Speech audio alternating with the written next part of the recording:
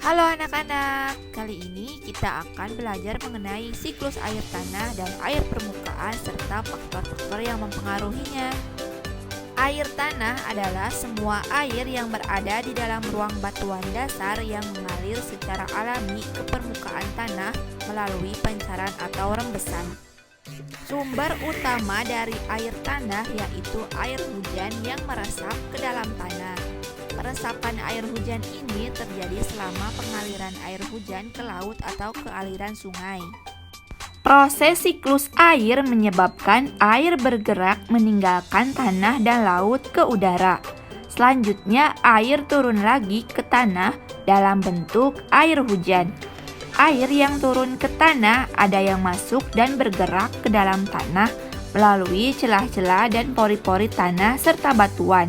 Air yang masuk ke dalam tanah ini kemudian menjadi air cadangan atau sumber air. Air hujan akan langsung jatuh ke permukaan tanah. Air yang jatuh langsung ke permukaan tanah disebut lolosan tajuk atau trukva. Air yang sampai ke permukaan tanah yang disebut sebagai suplai air permukaan tanah akan mengalir di permukaan tanah atau masuk ke dalam tanah. Air yang mengalir di permukaan tanah disebut aliran permukaan atau runoff, sedangkan air yang masuk ke dalam tanah disebut air infiltrasi atau infiltration. Saat hujan turun, air tidak langsung hanyut, tetapi air akan terserap dan tersimpan di dalam tanah.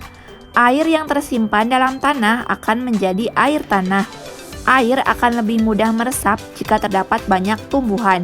Air permukaan adalah air yang terkumpul di atas tanah atau di mata air, sungai, danau, lahan basah atau laut. Secara umum, faktor yang mempengaruhi siklus air tanah ada dua macam, yaitu faktor alam dan faktor manusia. Yang pertama ada faktor alam, yaitu kondisi tanah, yaitu kandungan zat organik dalam tanah dapat mempengaruhi jumlah air. Kedua ada kondisi iklim, yaitu perubahan suhu dan iklim berdampak pada penggunaan air tanah.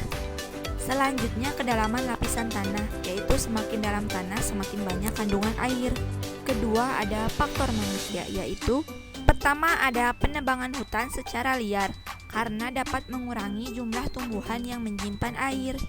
Kedua ada pembukaan lahan pertanian dan perumahan. Hal ini dapat membuat daerah resapan air berkurang karena alih fungsi lahan. Ketiga ada pembangunan jalan dengan aspal dan beton. Hal ini dapat mengurangi pori-pori atau resapan air.